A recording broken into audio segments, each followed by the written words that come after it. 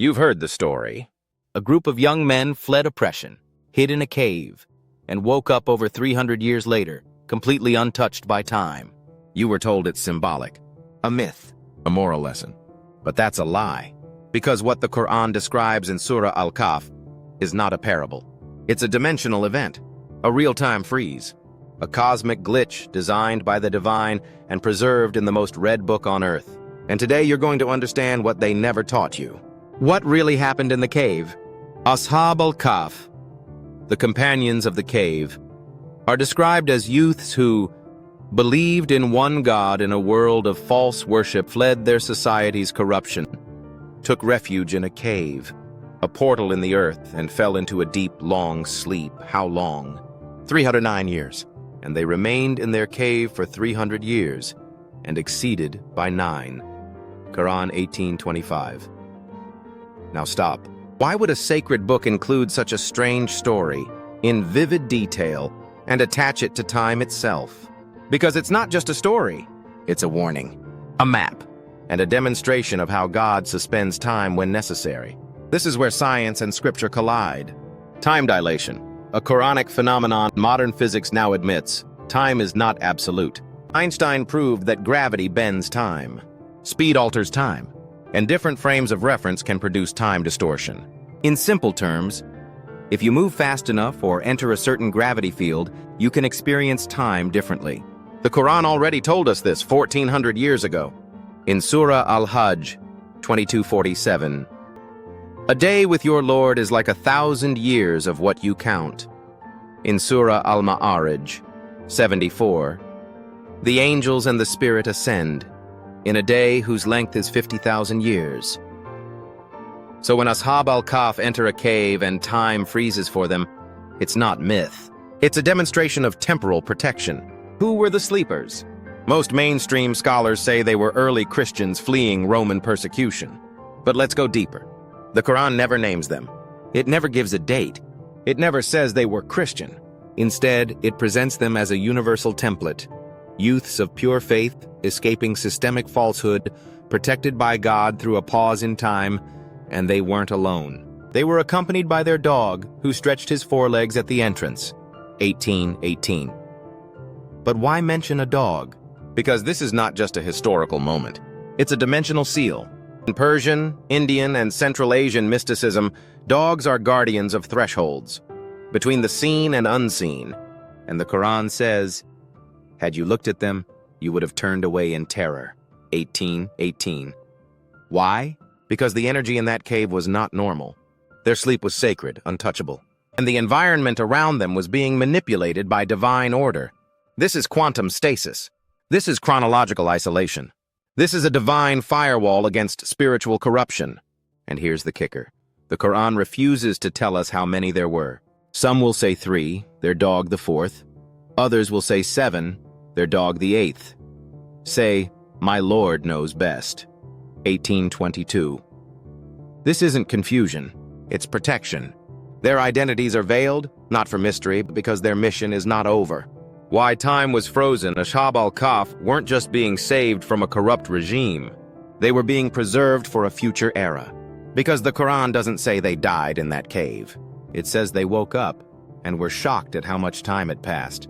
They said, "How long have we remained here? A day? Or part of a day?" Then they were sent back into the city as proof of divine signs. This is not reincarnation. This is not resurrection. This is time-suspended witness preservation. And the Quran makes this crystal clear. "Thus did we raise them, so they might question each other." 18:19. So who were they really? Were Ashab al-Kahf just anonymous rebels sleeping in a cave? Or were they part of something much older, much deeper, something that ties directly into pre-Islamic prophetic memory? Let's pull back the curtain. The Iranian clue. Most Muslims assume the cave was in Jordan or Syria. Christian legends place it near Ephesus, Turkey.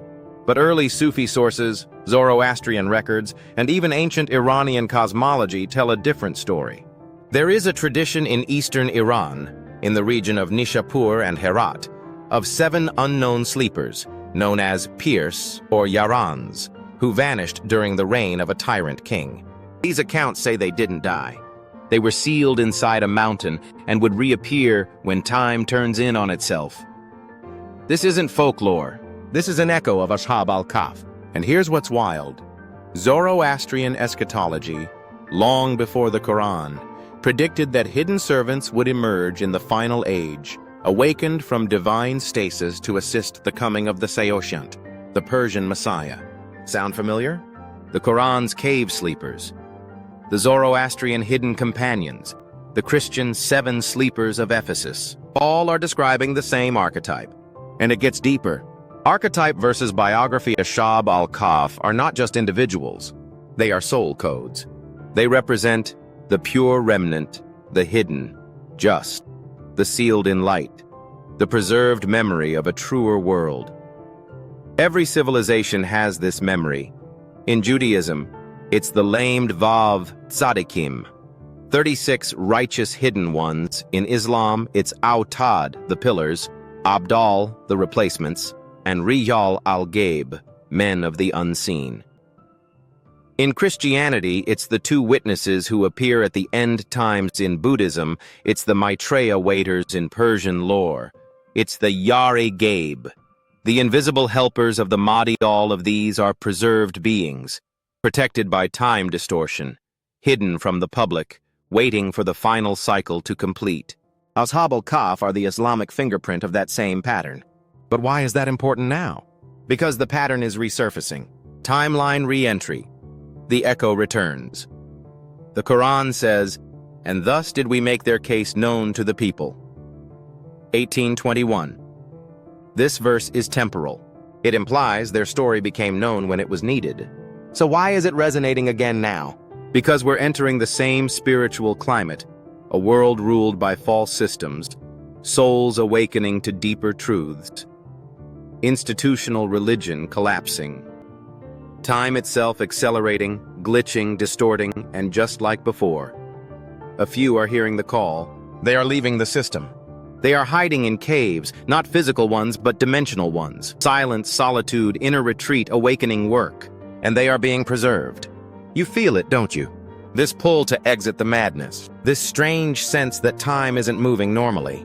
That something is being protected in you, even as the world burns. That's the Ashab Al-Kahf code activating. Protection beyond time. Why did God freeze them? Not just to save them, but to save their memory. Because when systems collapse, when lies dominate, and when truth is scattered, God always preserves a witness. Not loud, not visible, just pure, hidden, and sealed by light. That's what the cave represents. Not escape, but divine encryption. Ashab al-Kahf are proof that God stores truth outside of time until the world is ready again. And that's what's happening now. We are that generation.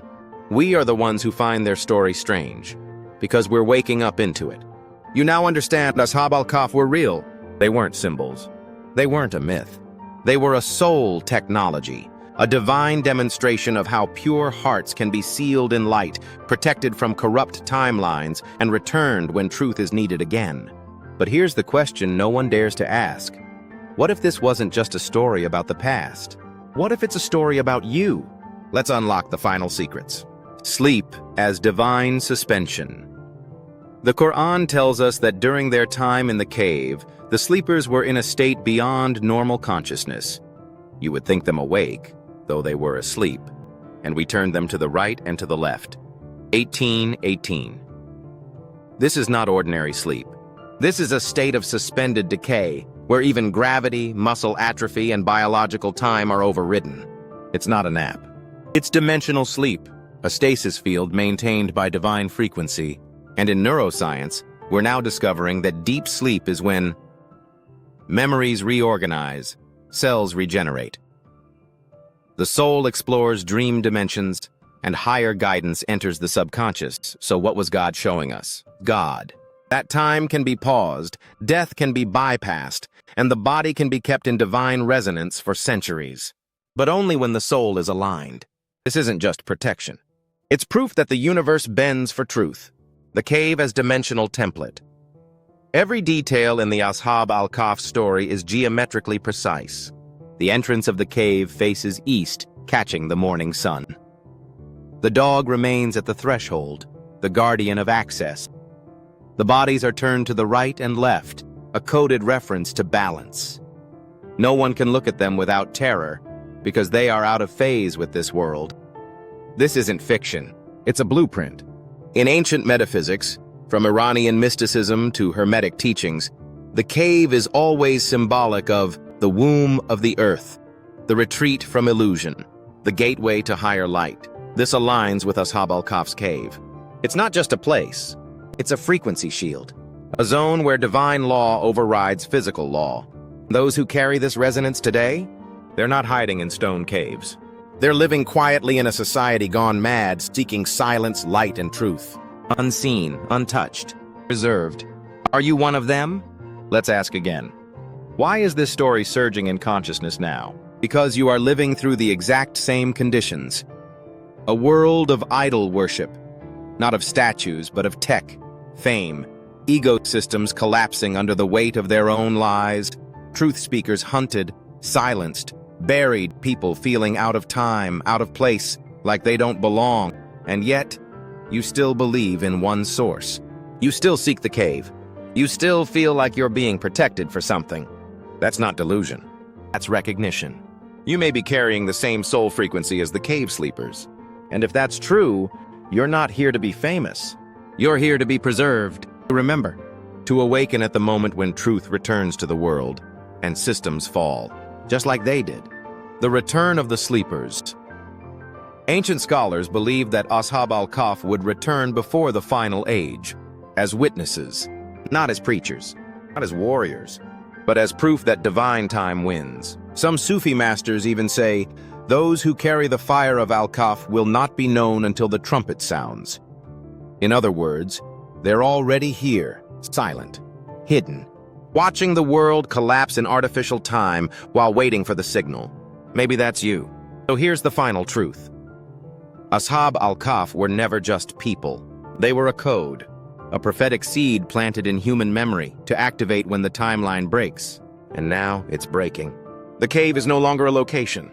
It's a choice to leave the lie, to sleep to the world, and awaken when truth rises. So ask yourself, are you here to be seen, or are you here to be preserved? Because when the final trumpet sounds, it's the sleepers who rise first. They will not be confused.